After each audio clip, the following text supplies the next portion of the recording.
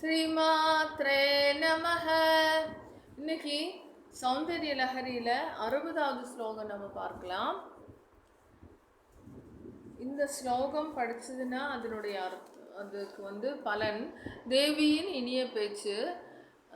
இதனுடைய அர்த்தம் கல்வி அறிவு பெற இதை படிக்கலாம். இது காலையில் கிழக்கு முகமாக அமர்ந்து 45 நாட்கள் 1000 தரம் படித்து பார்க்கணும். இது பிரசாதமாக பால் பாயசம் தேனும் வைக்கலாம். சரஸ்வதியுடைய அருள் கிடைக்கும். சரஸ்வத்யா சூக்திர அமிர்த லஹரி கௌசலஹரி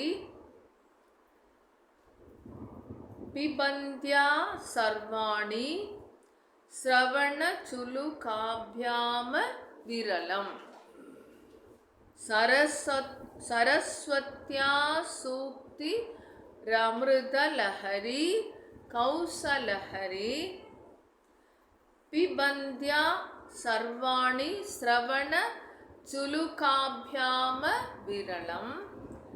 சமத்கார ஸ்லாகா சலித சிரச குண்டல கணோ சணத்காரைஸ்தாரைஹி பிரதிவச்சன மாச்சஷ்ட இவதே. சமத்கார ஸ்லாகா சலித சிரச குண்டல கணோ சணத்காரைஸ்தாரை பிரதிவச்சன மாச்சஷ்ட இவதே. இதில் என்ன அர்த்தம் சொல்கிறாங்கன்னா, பரமசிவனின் பத்னியே பார்வதியே, உன் இனிய பேச்சு அமிர்ததாரை போல் இனிமையாக வெற்றியை கொண்டு இருக்கிறது. அத்தகைய உன் இனிய சொற்களை சரஸ்வதி தேவி வியப்புடன் தலை அசைத்து காதுகளால் பருகுகின்றனர். யாரு? சரஸ்வதி தேவி உன்னுடைய இனிய குரல்களை கேட்டு சந்தோஷமாக காதுகளால் பருகிறாள். அவள் தலையை அசைக்கும் போது ஒலிக்கும் அவளது கர்ண குண்டலங்கள். சரஸ்வதி தேவி தலை அசைச்சு உன்னுடைய இனிய சொற்களை கேட்கும் பொழுது தேவியுடைய கர்ண குண்டலம் அசைகிறது. அது ஆமோதிக்கும் வார்த்தைகளை சொல்ல முடியாது.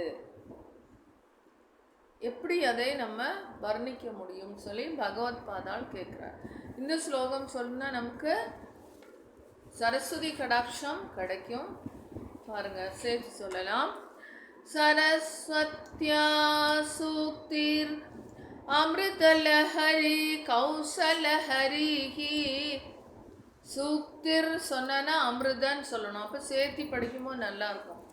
சரஸ்வத்யா சூக்திர் அமிர்தலஹரி கௌசலஹரிஹி பிபந்த்யா சர்வாணி ஸ்ரவண சுலு காப்யாம விரலம். பிபந்த்யா சர்வாணி ஸ்ரவண சுலு காப்யாம விரலம். சமத்காரா ஸ்லாகா சலித சிரச குண்டல கணோ. சமத்காரா ஸ்லாகா சலித சிரச குண்டல கணோ சணத்காரைஸ்தாரை பிரதிவச்சன மாச்சஷ்ட இவதே. சணத்காரைஸ்தாரை பிரதிவச்சன மாச்சஷ்ட இவதே. சரஸ்வத்யா சூக்திர் அமிர்தலஹரி கௌசலஹரிஹி பிபந்த்யா சர்வாணி ஸ்ரவண சுலு காப்யாம விரலம்.